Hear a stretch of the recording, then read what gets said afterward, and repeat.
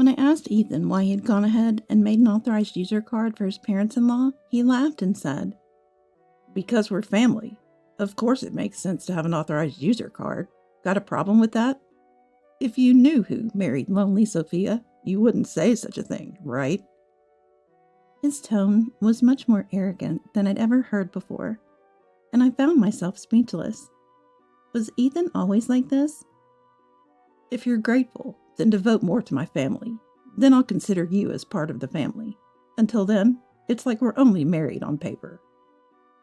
I had never heard of a marriage being considered a trial before. Seeing me silent, Ethan pressed on. "That means you're not yet a full member of the family. If you don't like it, you're free to leave any time. For now, our family is just the 5 of us. No place for a useless parasite."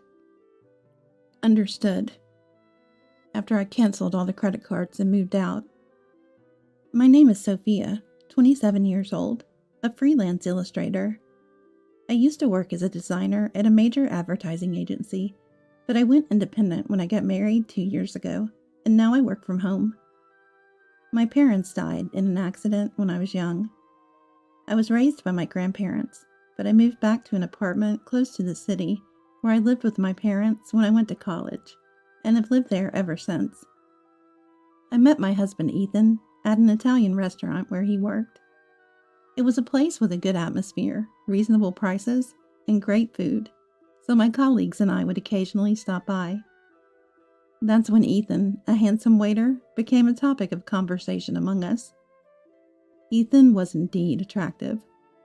The manager once joked that a good percentage of the regulars came just to see Ethan, and I understood why. He was that charming. I won't deny that I became one of Ethan's fans, thinking he was cool. He was that noticeable. However, for some reason, we quickly became close, and before we knew it, we were being called a couple, and to my surprise, we ended up getting married. I don't remember much about that time. It was like I got drunk, and when I sobered up, the man I now call my husband was beside me. It felt something like that. But even so, I loved Ethan at the time and was happy. When we got married, I quit my job at the company where I had been working as a designer and started working independently. I continued doing the same kind of work, but now on a freelance basis. Ethan worked at the Italian restaurant. His hours varied, sometimes late into the night. It became a bit difficult to keep working as before, and I had been wanting to go independent for a while, so I took the plunge. "I think it's a good idea. It'll be easier on you, Sophia, and it's good to continue doing the work you love." Ethan agreed, and that's how our married life started. Both of us not being fans of flashy events, we skipped a wedding ceremony and had a family meeting instead. Ethan would go to work, and I'd work from home and take care of the house. Our schedules were irregular, but we kept in touch frequently, waiting for each other to come home to eat together. It was a fun and happy daily life. I thought marriage was wonderful. But about a year into our marriage, everything collapsed when Ethan suddenly said, "My family wants to come over. Is that okay?" Of course, I said it was okay. I had only met Ethan's family briefly at the family meeting, so I thought it would be nice to get to know them better. Having lost my parents at a young age, I had always admired Ethan's family. But when Ethan's 4 family members arrived, I was at a loss for words. "Hey, where's my room?" Sister-in-law Zoe asked as soon as she entered the house. Zoe was 32, 5 years older than me and Ethan, and from what I heard, she worked in a local supermarket. I was surprised by her rude manner, so different from the polite greetings at our first meeting. 18-year-old sister-in-law Harper was there too, but in contrast, she didn't speak a word and just stood there quietly. Now that I think about it, Harper hardly spoke during the family meeting, just introduced herself. Rushed by Zoe, I showed Zoe and Harper to the guest room, and the parents-in-law to what used to be my parents' room. After the parents-in-law settled into their rooms, Zoe declared, "Now that we'll be living together, make sure you take good care of us as family." I didn't understand what she meant, but when I looked at Ethan for help, He was twisting his face in a way I'd never seen before, laughing. Turns out, the in-laws had given up their house and moved into my apartment. Sorry about this. Apparently, my parents' home had to be vacated suddenly, and they had nowhere to go. I wish he had told me this earlier. I thought it was just for a day or two. This is really inconvenient. I said to Ethan as kindly as possible, and he apologized. Anyway, just until we find a new place, please. I couldn't say no after that. It's not like I could turn away people in need, especially when it's the family of someone important to me, without even having a place for them to go. I agreed to live together, albeit reluctantly, after making them promise to look for a place to live as soon as possible. But I would come to regret that decision. Ethan's family showed no restraint. All 4 of them did nothing from the day they moved in, leaving everything to me. There was no sign of them looking for a new place, nor any indication of them working. I asked about their jobs and was surprised again. Oh, I quit that supermarket job. Zoe had said she was working, but it turns out it was only part-time. I had assumed she was a full-time employee because of her age, but she hadn't worked properly since graduating from school. The parents-in-law were also part-timers and had quit their jobs when they moved here. Of course, Harper was unemployed. She had said she was a student preparing for exams, but that was a lie.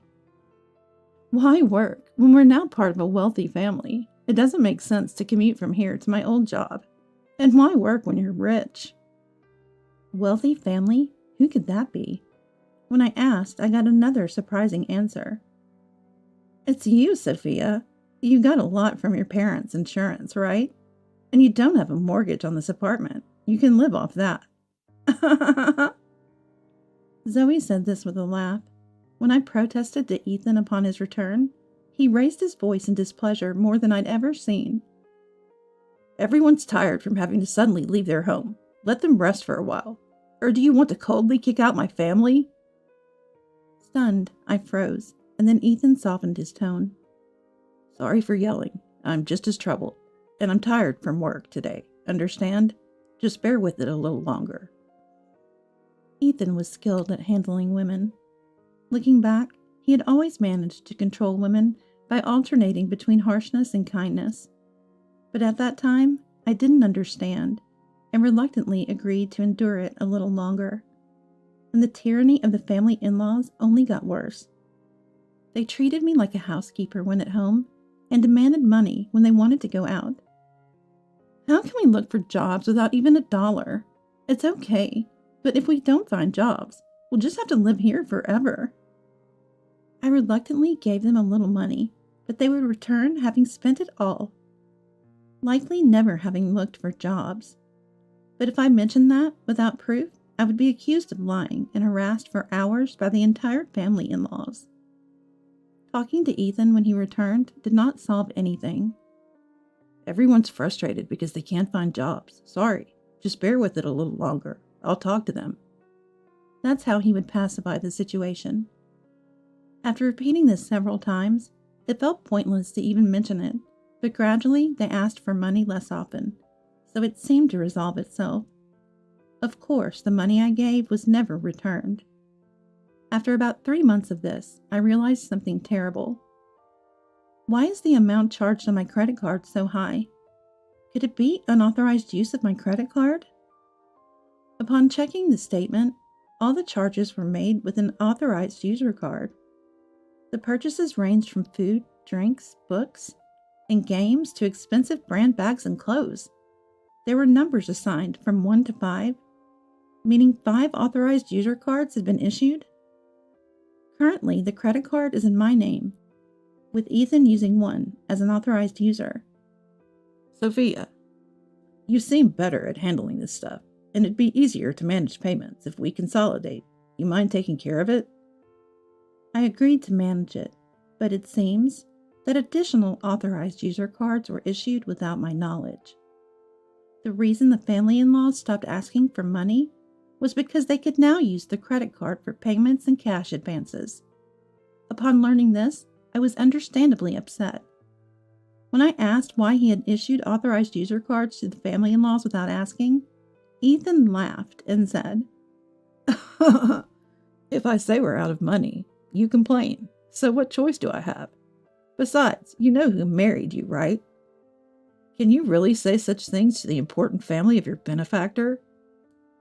I was shocked by his unprecedented arrogance. Was Ethan always like this? "If you're grateful, then devote more to my family. Then I'll consider you as part of the family. Until then, it's like we're only married on paper." I had never heard of a marriage being considered a trial before. Seeing me silent, Ethan pressed on. "That means you're not yet a full member of the family. If you don't like it, you're free to leave any time. For now, our family is just the 5 of us. No place for a useless parasite." That was the moment I truly saw Ethan's true colors. I felt as if all the blood had drained from my body. I considered divorcing Ethan. Or rather, I began to wonder why I had married Ethan in the first place. At first, I just thought he was handsome. Like the other girls, I was just excited about his looks, without any particular intentions. Then one day, when I stepped away to the bathroom, Ethan approached me. "Sophia, you seem a bit different from others, don't you?" I don't know, mystical. Sorry, it's odd to say this to a customer." Gradually, I started to pay more attention to Ethan. Maybe that was all part of his strategy to make me like him. Looking back, it feels likely. Indeed, when Ethan was chatting with us at our table, a colleague jokingly said I was a rich girl living alone in a large apartment downtown. It was right after that Ethan started approaching me. Probably he was eyeing my wealth and this apartment. Ethan was never really my type. To put it nicely, he's trendy. To put it not so nicely, he seems a bit like a playboy. I preferred someone mature with whom I could have a deep, quiet conversation, yet somehow I found myself liking Ethan. It was always a mystery to me. Ethan is what you'd call handsome. He must have been confident in his ability to charm a woman, especially one like me, not used to men and just starting my career. I fell for his strategy and ended up marrying him. Thinking about it made me want to smash everything in the house out of frustration and shame. But I wasn't foolish enough to actually do it. I decided to get revenge, or rather, payback. For that, I'd have to endure this life a little longer. Just as Ethan manipulated me, I manipulate the entire family-in-laws. The apartment I live in was bought by my dad shortly after I was born with a mortgage.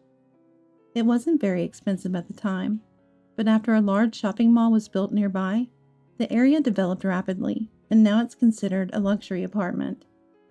My parents, who wanted many children, bought a spacious room so the family could grow. Therefore, even if the family-in-laws moved out, I could manage to live on. But despite the apartment's decent size, having the family-in-laws around was a nuisance, especially since I work from home. Still, I endured it all for the sake of revenge. As Zoe said, there's no mortgage payment for this apartment. My parents passed away. A car accident when I was 3. They collided with a speeding car on the highway. That day, I was supposed to go with them, but I fell ill with the flu, running a high fever. So my grandparents came over to take care of me at the apartment. And then I was left alone. The insurance company took care of the mortgage payments. So the only house expenses I have are the maintenance fees and property taxes. Ethan suggested he contribute just a bit more than those amounts to the household. "There's no mortgage, so if I put in that much, we should be okay with your income, right? We can each use our earnings for personal expenses. Is that okay?" When Ethan said that, I agreed, thinking it might be reasonable. Before, I managed all the payments by myself, so his contribution seemed to ease the burden somewhat. Looking back, I was foolish, blinded by love for Ethan, complying with everything he said. Ethan probably sees himself as the head of the household, believing he's supporting me. That's why he can call me a parasite without batting an eye. But the reality is different. I pay for most of the utilities, groceries, social expenses, entertainment, and now there are 5 more true parasites added to the list. The amount he contributes is nowhere near enough. I wanted to get rid of the parasites at the earliest, but pretended not to notice. Despite the family-in-laws shopping recklessly, I clenched my teeth and endured, reminding myself that I would have the last laugh through these tough times. Finally, the day to take action arrived, 3 months after deciding to divorce. I'm tired. You need to choose between me and the family-in-laws. That day, I presented Ethan with this ultimatum. Ethan was shocked, but I continued without care. The family-in-laws don't do any housework and just dump tasks on me. As you know, Ethan, I'm working even when I'm at home. I'm not just playing around. Yet I'm treated as unemployed, told to appreciate that you are supporting me. I've reached my limit. Tears flowed as I appealed to Ethan. Ethan looked at me with a sleazy grin and said, "Then you should leave. I told you before, you aren't really part of the family. You never became part of the family." Pretending to be surprised, I looked at Ethan. "Are you shocked? If you say you can't live with my family, then you have to leave. Oh, and just so you know, I'll take this apartment as compensation in the divorce, and half of your savings as part of the property settlement." Ah, so that was his aim all along. That's why the family-in-laws continued their harassment, trying to drive me out. Though I suspected it, hearing it explicitly still shocked me. After all, he was someone I once loved and married. But this helped me make up my mind. Understood. I decided to divorce Ethan. But this apartment is mine, and I'm not at fault here. What did you say? The cause of the divorce is you allowing the family-in-laws to live here without discussing it with me and their harassment towards me. I stated clearly to Ethan. He seemed surprised, not expecting me to outright reject his demands. That makes sense, as I've always complied with Ethan's requests since our marriage. Even thinking back irritates me, and my own past compliance. I don't want to spend another second with you all, so I'll be leaving now. But you should also prepare to leave. It's no joke. This is our home. We're not leaving. Ever heard of tenant rights? You can't just force someone out who's living here. As Ethan made a fuss, I left the house and went to my grandparents. I explained the situation and asked if I could stay until things were settled. My grandparents were shocked to hear what I had been through, and scolded me with tears in their eyes for not consulting them sooner. Grandpa, Grandma, I'm sorry for worrying you, but it's okay now. You know, even though I might seem gentle, I'm not really like that. I forced a smile through my tears. The day after I left the apartment, Ethan contacted me promptly. Hey, what was that about? What do you mean? The documents from the lawyer. I was impressed by how quickly the lawyer had acted. I had arranged for the divorce proceedings through a lawyer who, knowing I was leaving the house yesterday, had arranged for the documents to be delivered today. I'm not going to pay any alimony, and I'm definitely not leaving the apartment. Legally, Ethan, you have an obligation to pay, and you have no right to continue living in that apartment. What are you talking about? The apartment is mine too, since we're married. If you insist, pay me half the money to buy me out. His claim made no sense. Talking this way won't resolve anything. Please communicate through the lawyer from now on. I hung up, not willing to discuss any further. Expecting another call tomorrow, but I had no desire to talk today. Sure enough, he called again the next morning. Hey, what's the meaning of this? The same line as yesterday. What do you mean? My credit card's been canceled. What did you do? I canceled it. That credit card was mine, and you were just an authorized user, remember? Yes, I had switched all contracts to another credit card and canceled the old one before leaving. Once I cancel it, of course the authorized user card would stop working. I was making payments too. Yes, for the apartment's maintenance fees and property taxes, and only for the first 2 months. It's not much, but I can deduct that from the alimony if you like. His indignant shout came through the phone. Indeed, Ethan had only made payments for the first 2 months.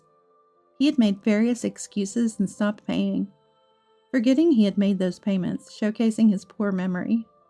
But that no longer mattered to me. People I'm cutting ties with, no matter their memory capacity, no longer concern me. So you'll need to pay half of all the living expenses I've covered. I've kept a detailed household ledger, which I'll submit as evidence. Then divide the savings fairly, too. It's marital property. Sure, I understand. We'll divide it fairly. After saying that and receiving a parting shot, the call ended. Hey, what's the meaning of this? A few days later, he called again with the same line. His lack of vocabulary was evident as his memory issues. What do you mean? The division of marital assets. Why is there nothing? Sophia, you have a lot from your parents' insurance, right? Ah, so he thought that. I explained politely that my savings before marriage do not count as marital assets, and that there are no savings after marriage, so naturally the amount is 0. Don't lie. If you think it's a lie, why don't you consult someone? Anyway, from now on, please communicate everything through the lawyer. We won't be talking directly anymore. Goodbye. I hung up and blocked Ethan's number. 2 months after I left, Ethan and the family-in-laws finally moved out of the apartment. Not because they had a change of heart, but because they could no longer afford to live there. Firstly, Ethan's income alone wasn't enough to support a family of 5. That was to be expected. They had freely used my credit card for shopping sprees, and were not about to start economizing now. I had intentionally allowed them free rein with the credit card, knowing it would come to this with the family-in-laws. They began to demand shopping from Ethan and, when he refused, resorted to stealing money from his wallet. Even when Ethan got angry, they blamed him for my departure and ganged up on him. Then, the electricity, gas, and water were all cut off. Of course, I had arranged for their termination, citing no immediate plans to return. Ethan tried to have the services restored over the phone, but the property was in my name, and they wouldn't listen to someone unrelated to the owner. The family-in-laws couldn't stand the intense heat and left the apartment. I don't know where they went, nor do I care to know. Ethan tried to stay until the end, but eventually gave up due to the lack of electricity and inability to shower.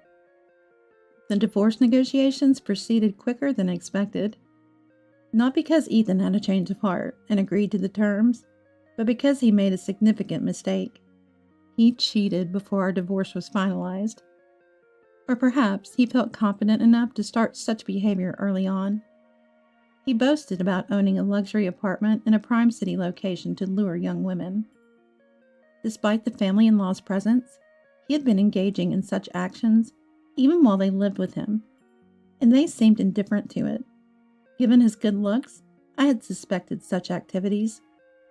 Before leaving, I had installed cameras in several places around the house which captured all the evidence needed. Ethan underestimated me, to say the least. I demanded a significant sum as compensation in the divorce for his bringing the family-in-laws into our home without my permission, making me pay for the authorized user card they used, driving me out, and cheating. Ethan paled at the amount and desperately sought reconciliation, but I had no intention of going back. Knowing he couldn't pay, I aimed to have him incur as much debt as possible. When I threatened to sue for fraud over the unauthorized creation of the user card, he reluctantly agreed. I hope he manages to pay off his debt. The divorce is finalized, and I'm still staying with my grandparents. I haven't decided what to do with the apartment yet. I might even sell it. Although it was a precious gift from my parents, with no memories of them, and after everything that's happened, I think they would understand if I let it go. My work as an illustrator is slowly picking up. While I might live alone again, it's a good era to work remotely from my grandparents' home. I'll indulge in their care a little longer before taking a firm step forward. This time, I hope not to be deceived by a man's looks and find a partner with whom I can share my life